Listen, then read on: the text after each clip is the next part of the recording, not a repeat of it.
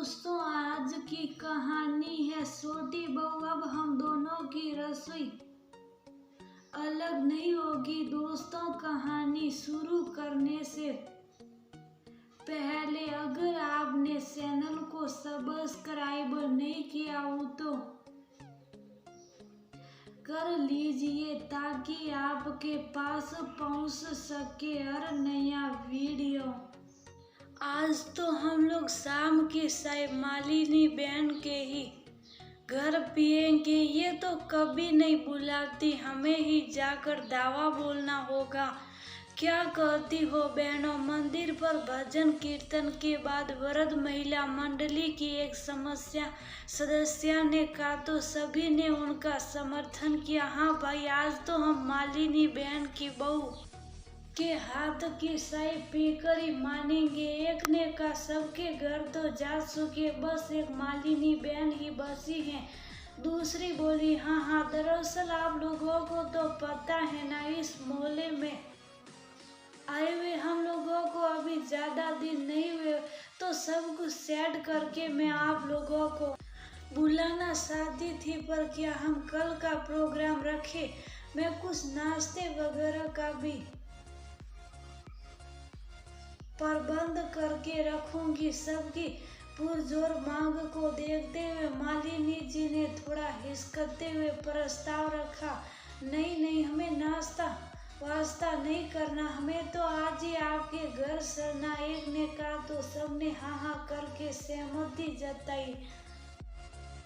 मालिनी के चेहरे पर आई हल्की उदासी। उसकी सबसे खास दोस्त मनोरमा से नहीं छिपी तो उसने ही आगे आते हुए कहा बहनों, पर मैंने जो घर पर इंतजाम कर रखा है वह तो बेकार हो जाएगा ना। एक दिन से क्या होता, आज सब लोग मेरे घर चलो। कल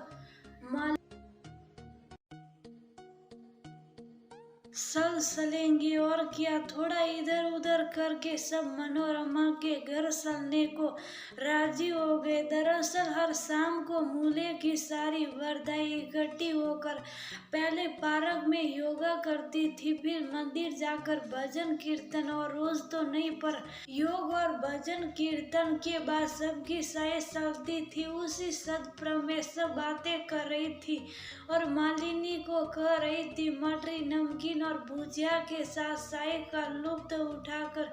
जब सारी सहेलियां विदा हो गई तो मालिनी ने मनोरमा की तरफ मुखातिब होते हुए प्यार से वो कहा धन्यवाद सखी, मुझे कल तक की मोहलत दिलवाने के लिए। तो उसी प्यार से मनोरमा ने मालिनी से पूछा मालिनी जी, मैंने आपको पहले दिन ही जब देखा था तो मुझे आंखों में अपनी बड़ी बहन की छवि दिखी थी, और उस दिन से ही मैं आपके करीब आने लगी थी और आप मुझे अच्छी लगने लगी थी। मुझे आप एक बहुत सुलझी हुई और व्यवहारिक महिला लगती हैं, पर मन में उत्सुकता सी हो गई है कि क्या कारण है जो आप सहेलियों को कल बुलाने के लिए तैयार है, पर आज नहीं।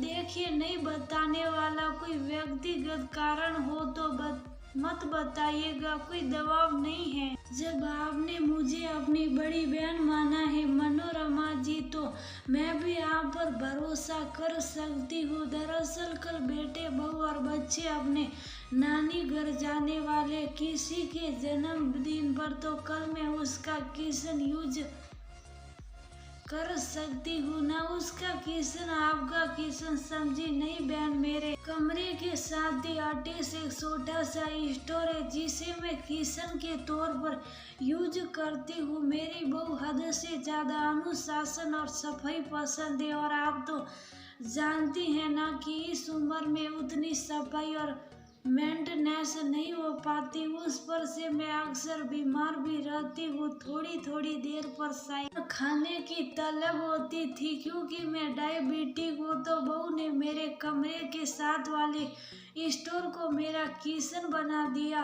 अब मैं जब वो मन चाहे बना सकती हूँ, खा सकती हूँ। साथ ही बहू से बार बार मांगने का भी झंझट नहीं है। पर ये तो हमारे घर की अंदरूनी व्यवस्था है ना, इसका खुलासा सबके आगे करना सही तो नहीं लगता ना बहन। इसलिए मैंने सोचा जब सब सहेलियां कल आएगी तो मैं स्टोर में ताला लगा दूंगी और बहू के किचन में ही सबके साथ नाश्ता बनाकर बाद में उसे साफ कर दूंगी ताकि सांप भी मर जाए और लाठी भी ना टूटे। आप समझ सकती हैं ना बहन। अभी तक तो आप मुझे अच्छी लगती थी, पर इसके बाद तो मेरे मन में आपके प्रति इज्जत और बढ़ गई है।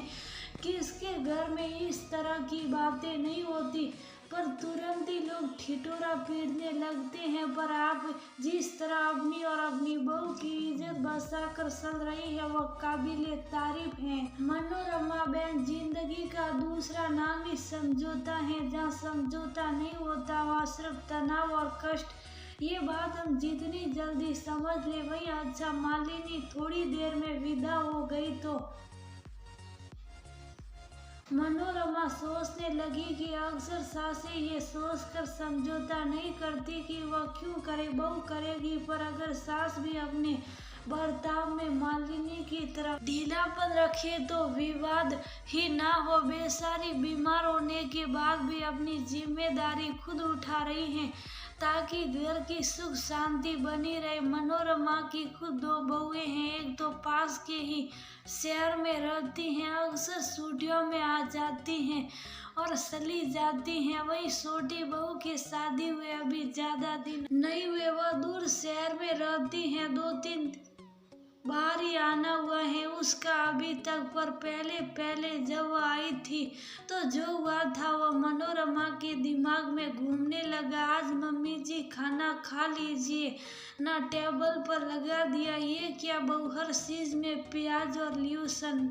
आप नहीं खाती क्या मम्मी जी? प्याज लहसुन खाती हूँ, परहेज नहीं है, पर इतना भी नहीं खाती कि हर चीज में डली हो। कोई नहीं मम्मी जी, मैं अगली बार से ध्यान रखूंगी कि कम डालूं। पर बहू का हाथ दाल सब्जी में प्याज लहसुन डालकर ही बनाने में सदा था, कितना भी कम डालती मनोरमा जी को ज्यादा ही लगता। असल में पहले मनोरमा जी भी बहुत प्याज लहसुन का उपयोग करती थी, पर बड़ी बहू प्याज लहसुन बिल्कुल लेती ही नहीं थी।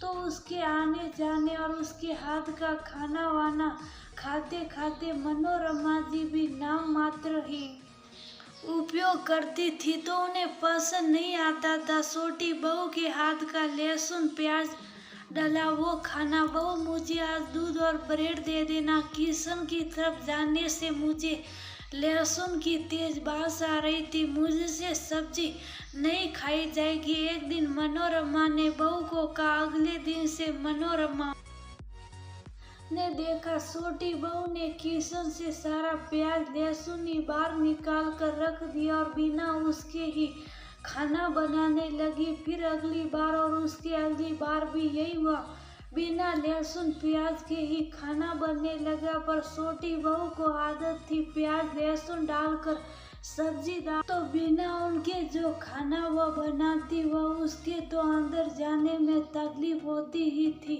मनोरमा जी और अन्य लोगों को भी उतनी पसंद नहीं आती थी। सब पेट तो भर लेते पर दिल से नहीं खा पाते थे। तो उस बार एक दिन बहू को बुलाकर मनोरमा जी ने कहा, बहू देखो ऐसा खाना ना तुम्हें खाया जा रहा है ना हमारे हलक से उतर रहा है, तो मैं क्या सोच रही थी, ऊपर माले पर जो किचन है ना वो अरेंज करवा दूंगी। अगली बार जब तुम आओगी तुम अपने पसंद का और बाकी सब लोगों के लिए ऊपर ही बना देना। नीचे अपने पेट का इंतजाम तो मैं करूंगी। नहीं मम्मी जी, ये सब अच्छा नहीं लगता। देखिए मैं सीख रही हूँ ना, अगली बार जब आऊंगी तब तक अच्छे से सीख कर आऊंगी और किसी को शिकायत का मौका नहीं दूंगी। आप किचन अलग करने की बात ना करें, मुझे तो यही ठीक लग रहा है। वैसे भी 2-2 किचन है तो काम भी आ जाएंगे, मैंने तो तय कर लिया है। बहू ने कुछ नहीं कहा था पर वह अगली बार फिर आया ही नहीं। 6 महीने होने को आए थे। बेटा कह रहा था कि बहू उसके पास बोल रही थी कि किशन अलग करने की जगह मम्मी जी अगर ये कहती कि हम दोनों मिलकर खाना बना लेंगे और 2 बार मुझे बनाते देख तुम खुद सीख जाओगी और बनाने लगोगी तो उसे ये ज़्यादा अच्छा लगता। खैर उसके बाद तो वह ससुराल यानी मनोरमा जी के पास आने से भी सिटकने लगी थी। पहले 2-3 दिन पर एक बार फोन जरूर करती थी, अब तो कभी कभी बेटे से बात करते समय फोन लेकर हाल समाचार पूछ लेती हैं। बस अब मनोरमा जी ठहरी, सास तो भला कैसे झुक जाती या बहू को मनाती, पर सच कहते हैं लोग जिसके पास जो होता वह उससे संतुष्ट नहीं रहता। मालिनी जी बहू के साथ मिलकर खाना बनाना चाहती हैं, एक किचन रखना चाहती हैं तो वह तैयार नहीं। कितना दर्द झलक रहा था मालिनी के चेहरे से। बेटे बहू के साथ होकर भी इस उम्र में सब कुछ खुद करती खाती हैं, जबकि उनकी सेहत भी खराब रहती है और उनकी बहू उनके साथ किचन रखना चाहती हैं तो वो ही अलग करने पर तुली है। छोटे बेटे बहू कई बार उसे अपने पास भी बुला चुके हैं, पर वह उसी चक्कर में नहीं जाती कि वहाँ तो बहू का साम्राज्य होगा और वही प्याज लहसुन का चक्कर। छोटे कितने दिन हो गए तुम्हारा और बहू का चेहरा देखे, आ जाना एक बार। थोड़ी ही देर बाद मन में उठते विचारों के ज्वार के बीच मनोरमा ने बेटे को फोन लगाया। एक बार नीना से बात कर लूं मम्मी, फिर बताता हूँ आपको। बात कराना मेरी बहू से, मैं ही बोलती हूँ।